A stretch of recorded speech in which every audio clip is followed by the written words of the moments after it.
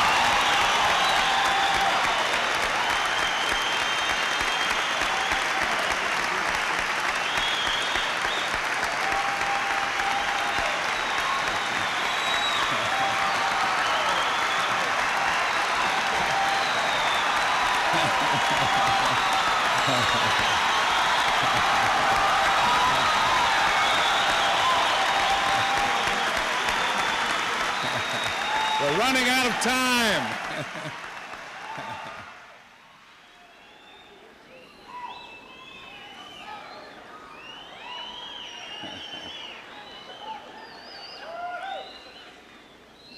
Mr. President, the young people of Liberty Baptist College and musicians from all across 15 fundamental Baptist schools who've contributed music during this three-day event here in Washington, Baptist Fundamentalism 84, would like to dedicate this next song to you.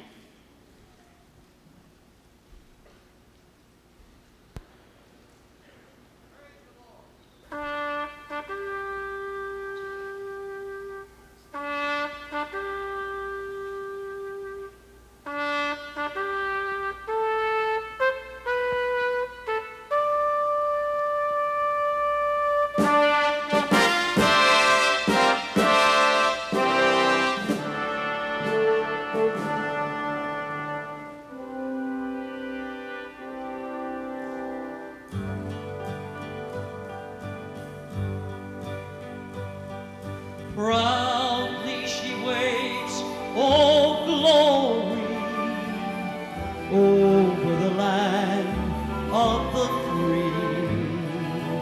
Promise of hope and freedom, symbol of liberty. Red, white, and blue are its colors,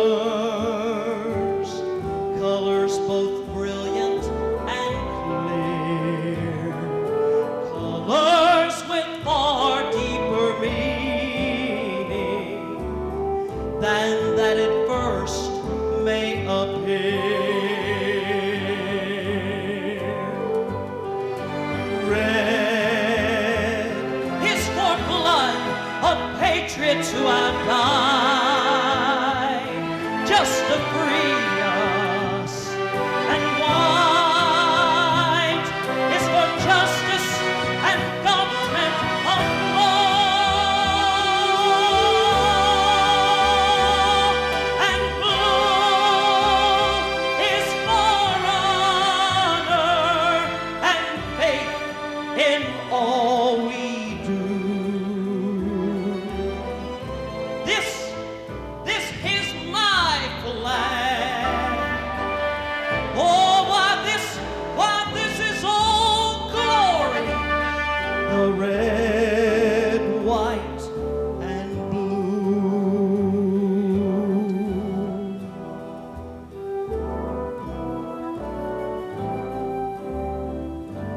Ladies and gentlemen, would you please stand as we pledge allegiance to our American flag?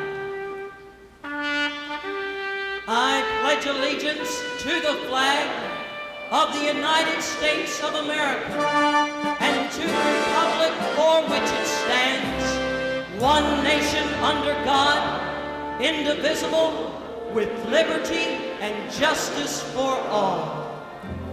You may be seated.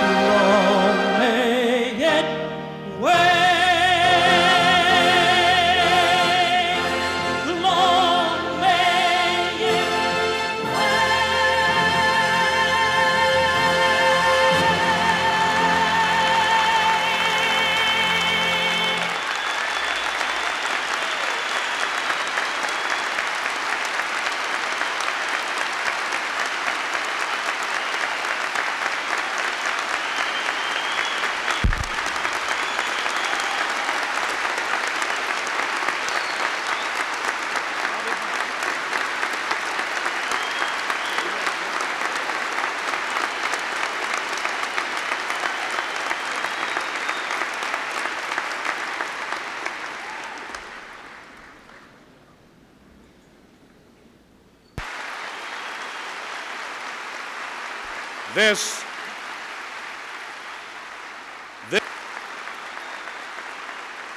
and, Mr. President, while it would be improper for us to endorse you or to in any way appear prejudiced, we are hopeful that during your second term that you do as well as you have your first term.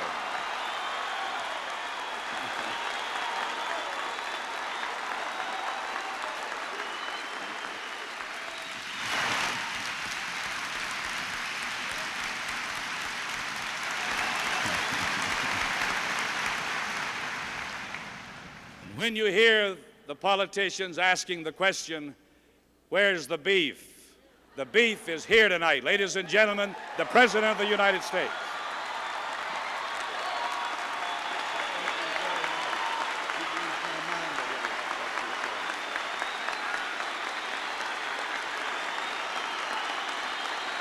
Thank you very much.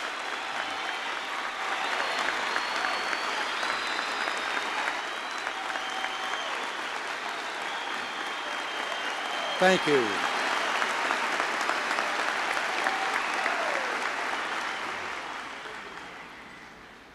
Reverend Falwell, Ladies and gentlemen, thank you very much for, well, there are no words to describe a welcome such as you've given me here. It's a real pleasure to be with so many who firmly believe that the answers to the world's problems can be found in the Word of God.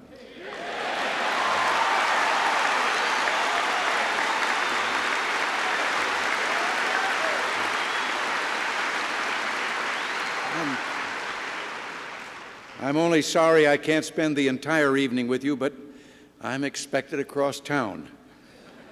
But tonight, believe me, I came here with some trepidation, and your warm welcome didn't exactly make me feel any easier, because I'm going to do something that I haven't done before.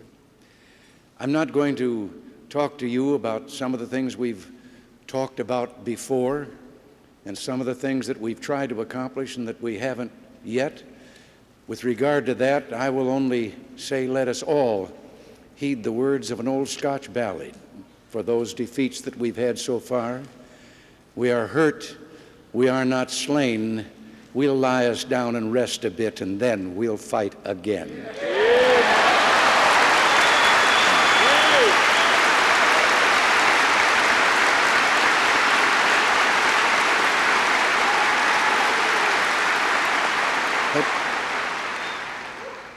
What I'm going to do, and I know you're not supposed to apologize any time you start speaking for what you're going to say, but I know that even you, whose calling it is to keep the rest of us, if possible, on the right path, in these days of cynicism, in these days when there are people that, in the guise of separating church and state, would go so far as to say we should not even have chaplains in the military service,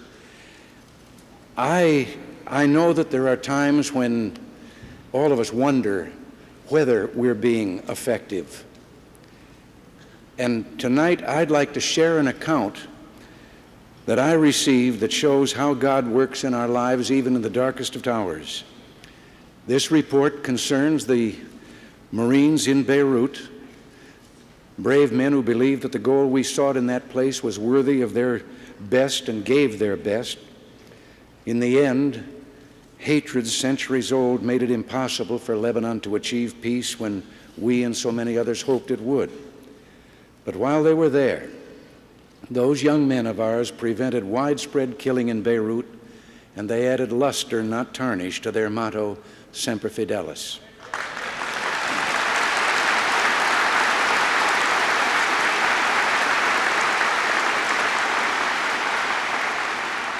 I'm going to read to you another man's words, and they're words that perhaps answer what I said a moment ago about whether we sometimes were shaken in our faith and in our beliefs.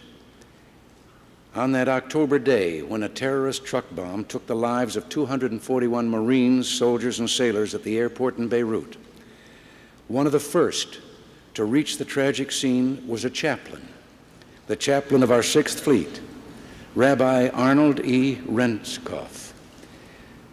And here is what he finally felt urged at the end of that day to put down in writing of the experiences of that day. He said, I, along with Lieutenant Commander George Pooch Pucciarelli, the Catholic chaplain attached to the Marine unit, faced a scene almost too horrible to describe. Bodies and pieces of bodies were everywhere. Screams of those injured or trapped were barely audible at first as our minds struggled to grapple with the reality before us. A massive 4-story building reduced to a pile of rubble, dust mixing with smoke and fire, obscuring our view of the little that was left. Because we'd thought that the sound of the explosion was still related to a single rocket or shell, most of the Marines had run toward the foxholes and bunkers, while we, the chaplains, had gone to the scene of the noise, just in case someone had been wounded. Now, as the news spread quickly throughout the camp, news of the magnitude of the tragedy, news of the need for others to run to the aid of those comrades who still might be alive, Marines came from all directions. There was a sense of God's presence that day in the small miracles of life which we encountered in each body that despite all odds still had a breath within. But there was more of his presence, more to keep our faith alive in the heroism and in the humanity of the men who responded to the cries for help. We saw Marines risk their own lives again and again as they went into the smoke and the fire to try to pull someone out, or as they worked to uncover friends, all the while knowing that further collapse of huge pieces of concrete precariously perched like dominoes could easily crush the rescuers. There was humanity at its best that day. A reminder not to give up the hope and dreams of what the world could be, in the tears that could still be shed by these men, regardless of how cynical they had pretended to be before, regardless of how much they might have seen before. Certain images will stay with me always, he writes. I remember a Marine who found a wad of money amidst the rubble. He held it at arm's length as if it were dirty and cried out for a match or a lighter so that it could be burned. No one that day wanted to profit from the suffering of catastrophe. Later, the chaplains would put the word out that the money should be collected and given to us, for we were sure that a fund for widows and orphans would ultimately be established. But at that moment, I was hypnotized with the rest of the men and watched as the money was burned. Working with the wounded, sometimes comforting, simply letting them know help was on the way, sometimes trying to pull and carry those whose injuries appeared less dangerous in an immediate sense than the approaching fire or the smothering smoke. My kippah was lost. That is the little headgear that is worn by rabbis. The last I remember it, I'd used it to mop someone's brow. Father Pucciarelli, the Catholic chaplain, cut a circle out of his cap, a piece of camouflage cloth which would become my temporary head covering. Somehow he wanted those Marines to know not just that we were chaplains, but that he was a Christian and that I was Jewish. Somehow we both wanted to shout the message in a land where people were killing each other, at least partially based on the differences in religion among them, that we Americans, still believed that we could be proud of our particular religions and yet work side by side when the time came to help others, to comfort and to ease pain.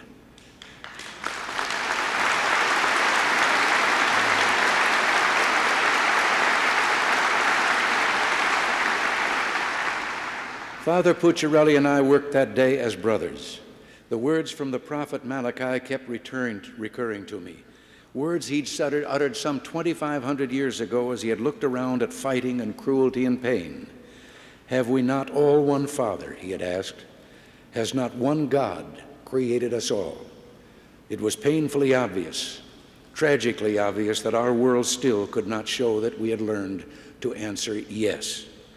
Still, I thought perhaps some of us can keep the question alive. Some of us can cry out, as the Marines did that day, that we believe the answer is yes. Before the bombing, Pooch, that's his name for the other chaplain with him, and I had been in a building perhaps 100 yards away. There'd been one other chaplain, Lieutenant Danny Wheeler, a Protestant minister who had spent the night in the building which was attacked. Pooch and I were so sure that he was dead that we had promised each other that when the day came to return to the States, we would visit his wife together. Suddenly, Pooch noticed Danny stole what he used to call his Protestant talent. Because it was far from the area Danny was supposed to have been in, there was cautious hope that perhaps he had been thrown clear, that perhaps he had survived. Later, Danny would tell the story of his terror. He was under the rubble, alive, not knowing what had happened, and not knowing how badly he was hurt.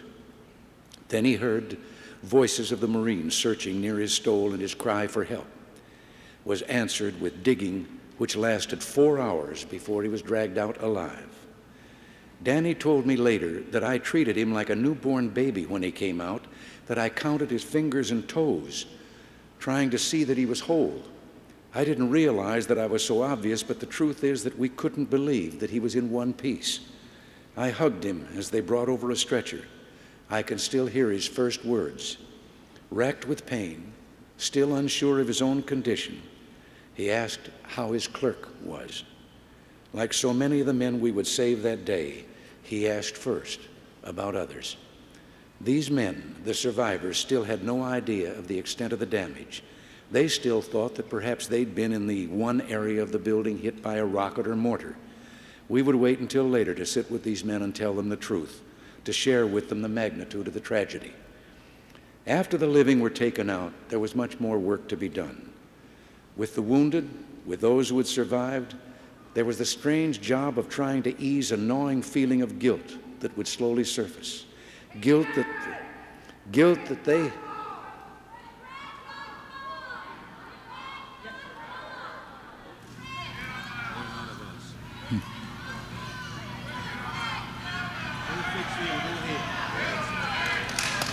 Wouldn't it?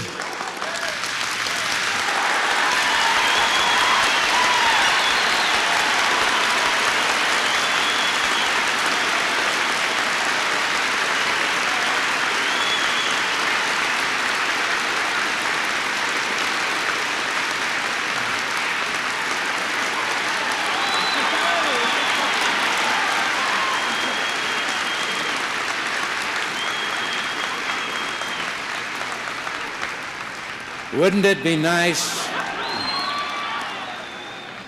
Wouldn't it be nice if a little bit of that Marine spirit would rub off and they would listen to about brotherly love?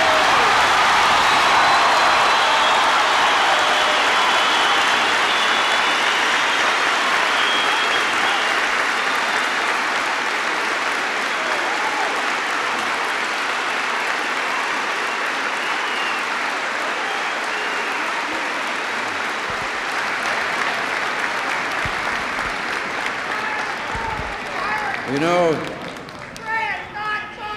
I was talking about the guilt that was felt by the men who were alive, the guilt that they had somehow let down their comrades by not dying with them. That is something that happens a great deal in combat. So our job, he said, was to tell them how every life saved was important to us, how their survival was important to our faith and our hope. They had to give thanks with us that they still had the gift and the responsibility of life which would go on. I've got more decibels at work for me than they have.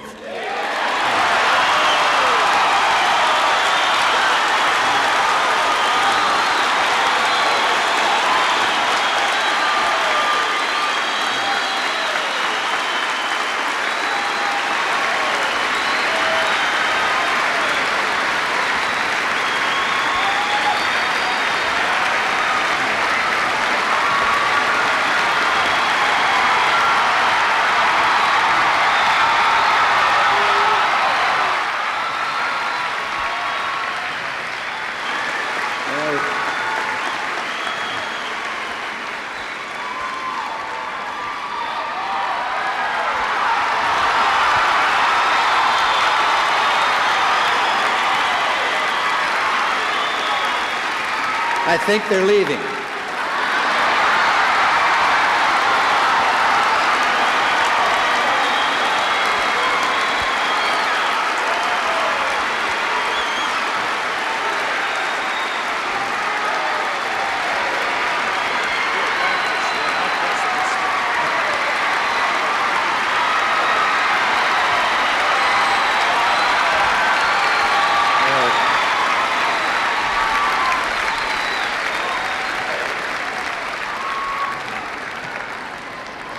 Well, back to the chaplain. With others, the Marines who stayed behind to continue the job of digging, a terrible, horrifying job of collecting human parts for identification and for eventual burial, there was the job of comforting them as they mourned. Thankfully, the self-defense mechanism within us took over from time to time, and we were able to work without reacting to each and every horror that we would encounter. But suddenly, something would trigger our emotions. Something would touch our humanity. in a way impossible to avoid. For some, it would be the finding of a friend's body, someone filled with life only days before.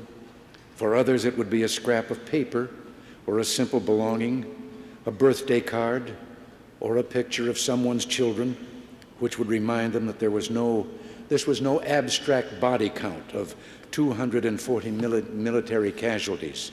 This was a tragedy of people where each was unique and each had a story, each had a past, and each had been cheated of a future. As the Mishnah puts it, each was a world. We were not digging up 240. We were digging up 1 plus 1 plus 1. I have a personal memory of two things which brought to my mind images of life, images which haunt me still. One was a packet of 3 envelopes tied together with a rubber band. On top, under the band, was a note which read, "To be mailed in case of death." The other was a Red Cross message delivered the next morning. The American Red Cross is the agency used by many Navy families to communicate medical news from home. This message was a birth announcement. A baby had been born, and we were to deliver the good news. Only now, there was no father whom we could congratulate, no father to whom the news could be conveyed. That message stayed on the chaplain's desk for days. Somehow, we couldn't throw it away. So it stayed on the desk, and without mentioning it, we all seemed to avoid that desk. I stayed in Beirut for 4 more days before finally returning to Italy and to my family. During those days, as the work went on, a Marine here or there would send a silent signal that he wanted me, that is, a chaplain, near. Sometimes it was to talk, sometimes it was so that he could shrug his shoulders or lift his eyes in despair. Sometimes it was just to feel that I was near. For despite the struggles I might be feeling on a personal level, I was a chaplain, and therefore a symbol that there was room for hope and for dreams, even at the worst of times. In our tradition, of course, when we visit the home of a mourner during Shiva, the first week following the death of a loved one, visitors follow a simple rule. If the mourner initiates the conversation, the visitor responds. Otherwise, you sit in silence, communicating concern through your very presence, even without words. Somehow, I applied those rules during those days of digging. When a soldier or sailor said something, I responded. Otherwise, I stood by. During all of my visits to Beirut, I, along with the other chaplains, spent much time simply speaking with the men. Informal discussions, whether going on while crouched in a foxhole or strolling toward the tent set up for chow, were just as important as anything formal we might set up. I remember the first time I jumped in a foxhole, the first time the shells actually fell within the U.S. area. Looking around at the others in there with me, I made the remark that we probably had the only interfaith foxholes in Beirut. The Druze, Muslims, Christians all had theirs. The Jewish forces in the Israeli army had theirs. But we were together. I made the comment then that perhaps if the world had more interfaith foxholes, there might be less of a need for foxholes altogether. To cling to our humanity even in the worst of times. We bring with us the wisdom of men and women whose faith has kept alive their dreams in ages past. We bring with us the images of what the world could be, of what we ourselves might be, drawn from the visions of prophets and the promises of our holy books.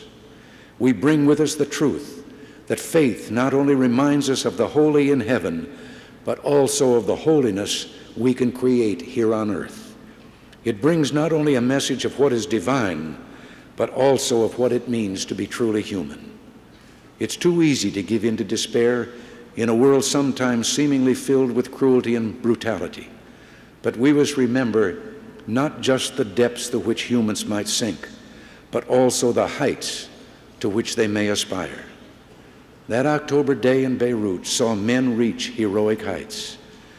Indeed, heights of physical endurance and courage, to be sure, but heights of sacrifice, of compassion, of kindness, and of simple human decency as well. And even if the admission might bring a blush to the cheeks of a few of the Marines, heights of love. Long ago, the rabbis offered one interpretation of the biblical verse which tells us that we're created in the image of God. It does not refer to physical likeness, they explained, but to spiritual potential. We have within us the power to reflect as God's creatures the highest values of our Creator. As God is forgiving and merciful, so can we be. As He is caring and kind, so must we strive to be. As He is filled with love, so must we be. Because of the actions I witnessed during that hell in Beirut, I glimpsed at least a fleeting image of heaven. For in the hearts and hands of men who chose to act as brothers, I glimpsed God's hand as well. I did not stand alone to face a world forsaken by God. I felt I was part of one created with infinite care and wonderful, awesome potential. We live in a world where it's not hard to find cause for despair. The chaplain has the challenge to bring to those who often see terror at its worst some reason for hope. We need to keep faith and to keep searching, even in the worst of times. Only then may we find strength enough to keep believing that the best of times might still be. These were the words of Lieutenant Commander Reznikov. I read them because I just felt that all of us, and I know how much you do of this, let us strive to live up to the vision of faith that Chaplain Reznikov saw that day, and let us never stop praying and working for peace. Thank God and thank you, and God bless you all.